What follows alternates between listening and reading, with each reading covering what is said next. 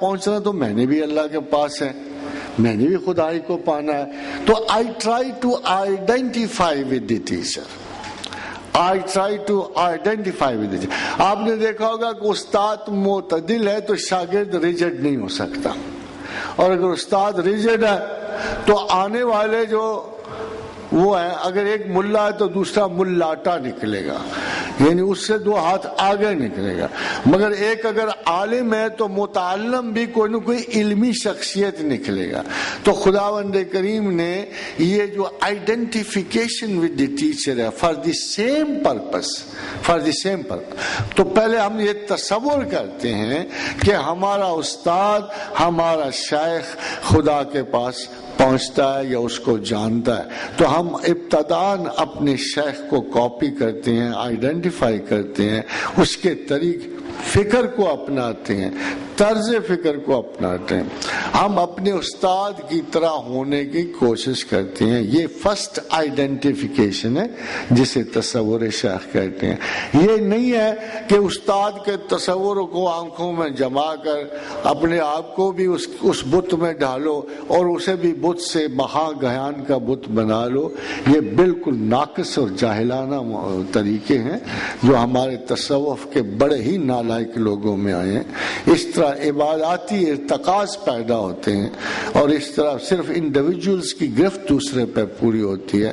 جب ہم شیخ کے تصور سے آگے نکلتے ہیں، ظاہر ہے کہ شیخ کی تکمیل میں ایک مرحلہ حائل ہوتا ہے، تو ہم آگے جا کر رسول اللہ صلی اللہ علیہ وسلم کی ہستی مبارکہ کو اپنا آئیڈیل بناتے ہیں اور پھر خدا تک پہنچتے ہوئے ان کیفیات کے حصول کے لیے کوشش کرتے ہیں جو رسول اللہ میں موجود تھیں. پھر آگے بڑھتے ہوئے ہم اللہ کو رسول اللہ صلی اللہ علیہ وسلم کی صفات سے جب پہچانتے ہیں تو یہ فنا فی الشیخ، فنا فی الرسول اور فنا فی اللہ کی صورت ہے. پروفیسر، ایک کویسچن ہے کہ مرنے کے بعد جسد خاکی تو قبر میں ہوتا ہے، انسان کی روح کہاں ہوتی ہے؟ کیا مرنے کے بعد انسان فوراً جنت یا دوزخ میں چلا جاتا ہے؟ روز حشر سے پہلے یہ لوگ کہاں رہیں گے؟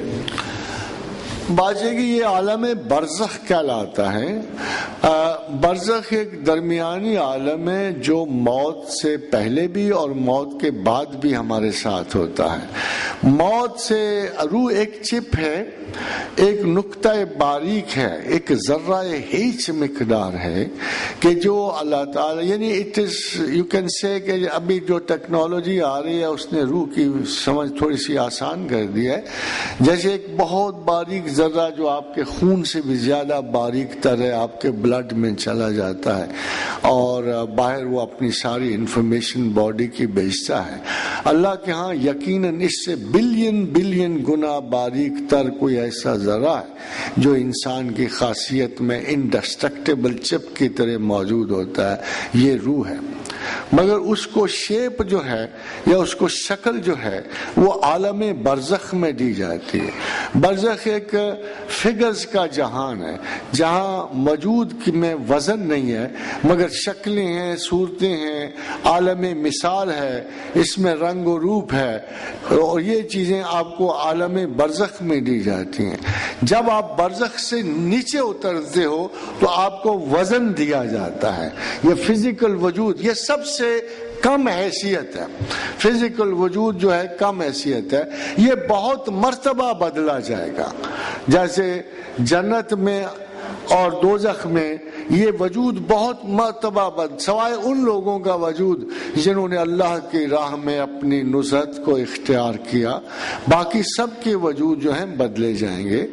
اور جیسے جہنم میں حدیث رسول ہے کہ لوگوں کو عادی نہیں ہونے دیا جائے گا، جب ایک وجود عادی ہونے لگے گا دوسرا وجود بدل دیں گے. تو یہ وجود سب سے کمتر صورتحال ہے، اور جب یہاں سے آپ جاتے ہو تو سب سے پہلے آپ کا وزن لیا جاتا ہے. جب آتے ہو تو سب سے آخر میں وزن دیا جاتا ہے، یہ مادی وجود. جب یہاں سے آپ جاتے ہو تو سب سے پہلے وزن آپ سے خارج کیا جاتا ہے. آپ ایک بالکل ہلکے پھول کے ایک سائے اور وجود کی طرح عالم برزخ میں موجود ہوتے ہو. پھر جب برزخ سے آگے بڑھتے ہو پھر وہی عالم ارواح میں اس وقت تک رہو گے جب تک دوبارہ آپ کو جنت اور دوزخ کے وجود نہیں دیے جائیں گے. پروفیسر صاحب، آپ نے اپنی گفتگو میں فرمایا کہ قیامت کی عمر میں آدھے دن کا اضافہ کر دیا جائے گا، جبکہ آپ کے شاگرد بلال کتب صاحب نے یہ فرمایا ہے کل ٹی وی پہ کہ یہ 1.5 دن کا اضافہ ہوگا، اور اس میں ان کا حساب بھی 750 سال کے متعلق تھا. تو یہ کیا تضاد ہے یا کوئی غلطی ہے اس کی؟ واجد تو آپ نے شاگرد کہا کہ میرا تو بٹھا بٹھا دیا.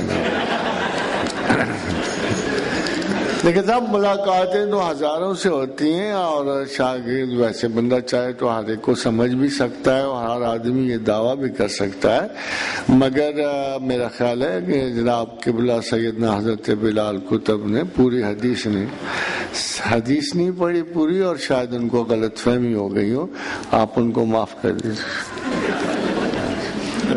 قرآن پاک کی کچھ آیات کی وضاحت چاہی گئی ہے. پہلی جس میں کہا گیا کہ قرآن مکہ اور مدینہ اور اس کے گرد و نواح کے لوگوں کے لیے ہے. دوسری آیت یہ ہے کہ حضور صلی اللہ علیہ وسلم کے کان میں سرگوشی کرنے سے پہلے کچھ صدقہ کر لیا کرو. اور تیسری سورہ رحمان میں عذاب کا ذکر ہے، اور ساتھ میں کہا گیا ہے کہ تم اللہ کی کون کون سی نعمت کو ٹھکراؤ گے.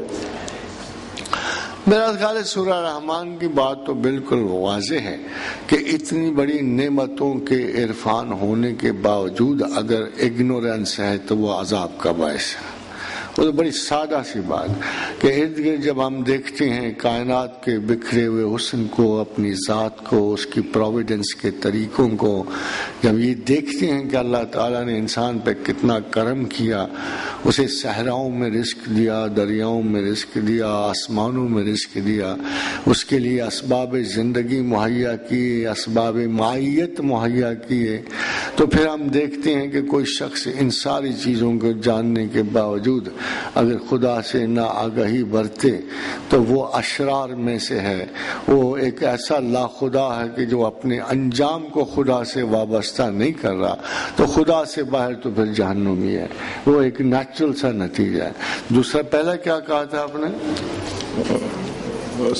سورہ رحمان کے بارے میں. سورہ رحمان، میں نے وہی سورہ رحمان کی وضاحت. اس سے پہلے آپ نے کیا کہا؟ مس پلیس ہو گیا.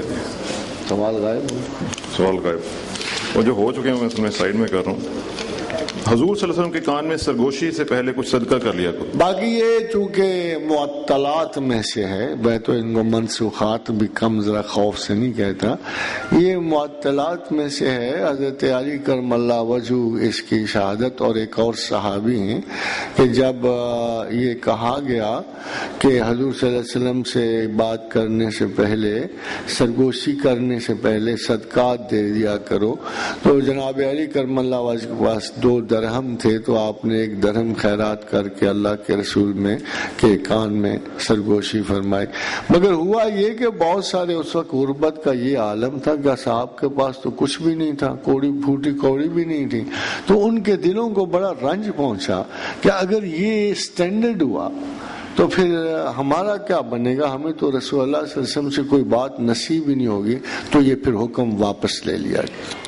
اوبیسلی لنگوسٹک لحاظ سے سب سے بہتر، جیسے کسی نے کہا کہ ابھی بھی آپ دیکھ رہے ہیں انڈیا میں بھی جب اردو زبان کا ذکر آئے گا تو لکھنؤ اور دلی کی زبانوں کو شرف حاصل ہوگا. اور ویسے بھی میرے حال ابھی بھی آپ کراچی سے جو لوگ آتے ہیں جو لکھنؤ اور دلی سے تعلق رکھتے ہیں وہ ہمیں جاہل جپٹ سمجھتے ہیں، خاصی ذرا سی بات پہ گرفت فرماتے ہیں، اور وہ نکات علمیہ اور زبانیاں نکالتے ہیں کہ حواس باختہ ہو جاتے ہیں. تو اگر وہ دیکھو تو اشراف کی جو زبانیں ہیں، یا وہ مجھے بہت بڑا لطیفہ یاد آیا کہ دلی اور لکھنؤ والوں کی بھی چلتی ہے آپس میں اسی طرح. تو ایک جملہ جو ادھر سے ادھر ہو جائے اس کا میرا وبال دونوں زبان والوں ہم